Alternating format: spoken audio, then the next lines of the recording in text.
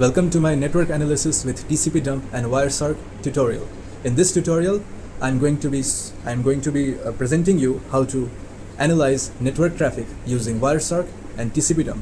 We will be capturing network packets using tcpdump, and we will be using the wireless interface to capture the network traffic. And we will be using the Wireshark tool to analyze the protocols, applying the filters to get information which packets are going forth and which packets are coming back from our system, which are being transmitted and which are being retrieved. So let's begin. So welcome guys. Today I'm going to show you how to capture network packets using tcpdump. tcpdump is a powerful command line packet analyzer that uses libpcap to capture and inspect network traffic on Unix-like systems. So we run tcpdump from the command line, the terminal, right? So first, let us list all capture devices so we know which interface to monitor exactly. So we run tcpdump with our root user privileges, right? So let's apply tcpdump and with the P option, it lists all the running network interfaces, right? Okay, so we are going to use the double line 0 for this tutorial. In this interface, we are going to use the double line 0. Okay, so for full packet capture, we will type sudo tcpdump and the name of our interface double line 0, and we will put this S option for snapshot length 0. It grabs full packets and avoids truncation. Okay, and now the W option is for the output, and we are going to save our output as capture.pcap. Okay, so I have to guys save this file in my projects folder. So I'm going to save this in my packet sniffing project. So I'm going to just put all the entire destination path here, right? So let's run this. Okay, guys, let's run this. So as we can see, the tcpdump is running on double line 0. Link type is Ethernet, and snapshot length is 262.144 bytes. Okay, so let us run it for a few seconds, and then we are going to stop it. So I think it is enough capturing. So it has captured enough packets. So it captured 1736 packets, right? And 1778 packets received in the filter. Okay, so let's apply the filter here too. Okay, let's refine our capture to HTTP and DNS traffic to focus on such common protocols. Okay, so let's type the sudo tcpdump, the name of our interface, port number 80 for HTTP, or port number 53 for DNS packets. And now let's save the output as filter.pcap file. Okay, so now let's run this for 10 seconds.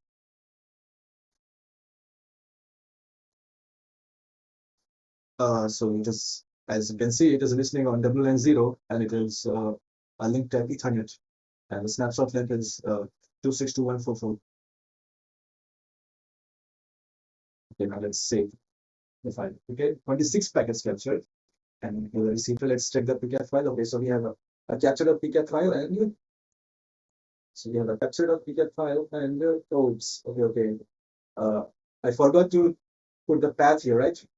Forgot to put the path here. So this filter.pcap must be somewhere here, right? Okay. See, it is here. It was in the home directory, I think. So see here, it is in the home directory. So I'm going to put it back on my next folder, right? So I'm going to upload this on the GitHub repository, right? So guys, as we saw that the outputs are available on the pcap files, right?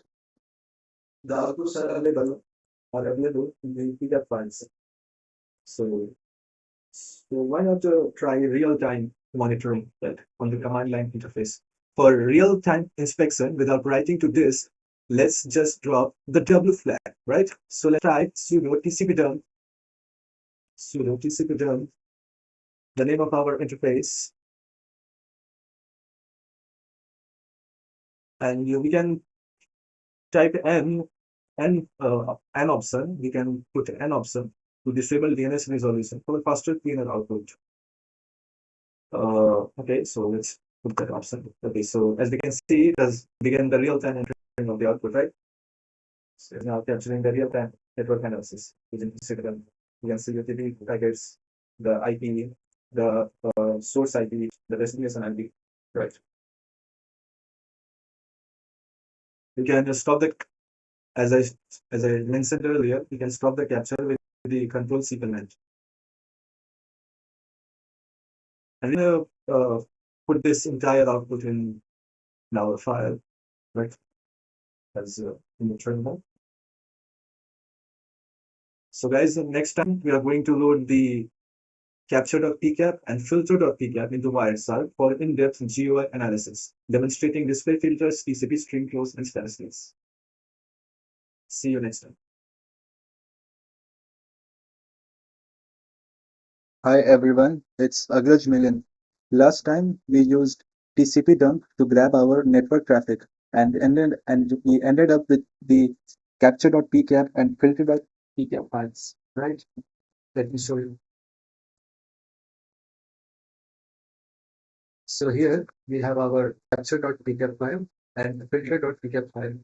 Today we will be diving into Wireshark to compare these captures side by side and extract actionable insights. Okay, so I'm going to run two instances of Wireshark, one for the filtered.pcap file and one for the, the capture.pcap file, right? Okay, so let's first open the capture.pcap file.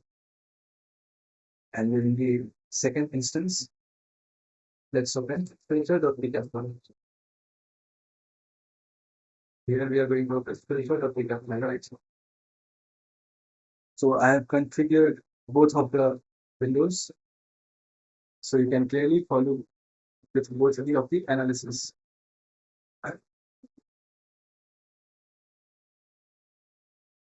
Okay, so this is our filter.pcap file and this is our capture.pcap file. Okay, so in the display filter, let's type TCP. So all the TCP protocols have been isolated. This reveals every session, even non-web traffic. Okay, and in the filter.pcap file, we have HTTP and DNS traffic. Okay, so let's refine to HTTP to focus only web sessions.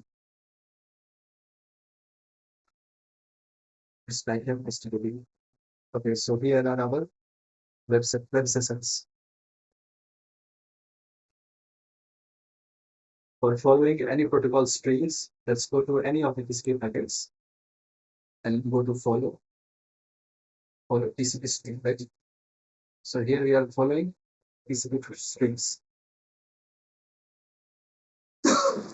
in the filter.pcap file, let's follow this HTTP string, right? Okay, so here we have our HTTP string following.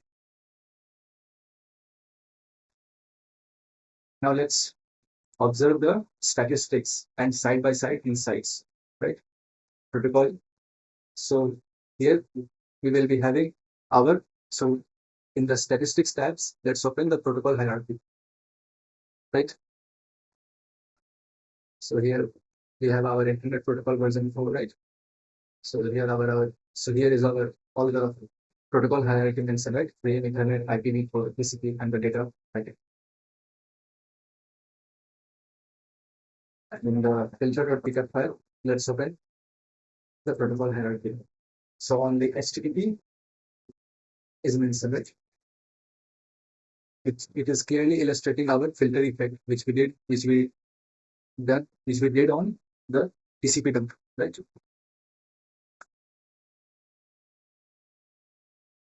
Okay, now let's open the conversations tab. this. And let's open the conversations tab here also. And the capture.pkf, right? So as we can see that limit to display filter, right? Only TCP packets are being displayed, right? But in the filter.pkf, it don't need a display filter because it is already filtered. The TCP dump is showing effects. Now let me show you something interesting, right? Let me show you guys something interesting. In capture.pkf, if we go to IO graphs, we can see traffic spikes, right? You can observe here traffic spikes. Okay, let's open it up. Let's compare both of them side by side, right? Filter.pkf and capture.pkf. Here in capture.pkf, here guys, in capture.pkf, you can observe that there are traffic spikes, right? But in filter.pkf, there are no traffic spikes. So because the filter.pkf,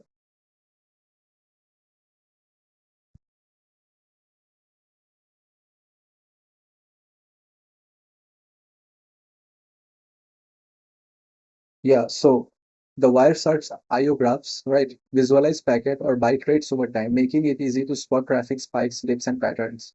By plotting both our capture.pkf and filter.pkf via Wireshark instances, we can clearly see when HTTP DNS traffic dominates and when other traffic types appear in this.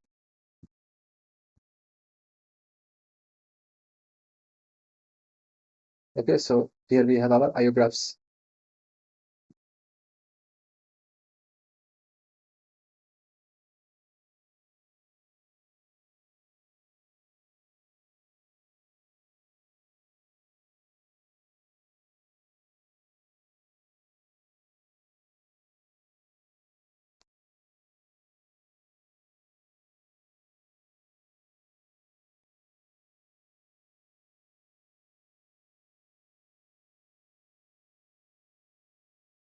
Okay, so after displaying my IO graphs, let's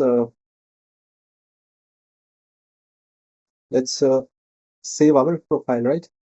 By saving profile, we can ensure that those configurations will be available on our next Wireshark instances, right?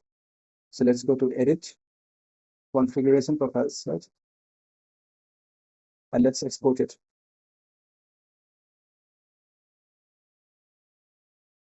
Configuration profiles, right? New profile. Let's name it Agraj analysis.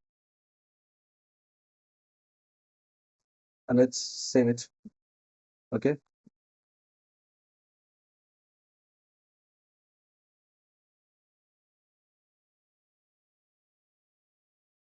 So let's uh, export it on our packet sniffing project, right? Agraj analysis.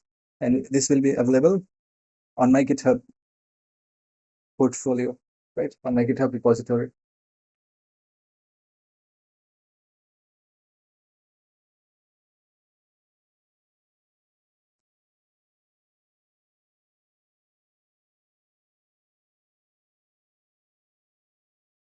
Okay, so this is it for this session, right? Thanks for watching this Wireshark. Thanks for watching this Wireshark dual file walkthrough. See you guys later.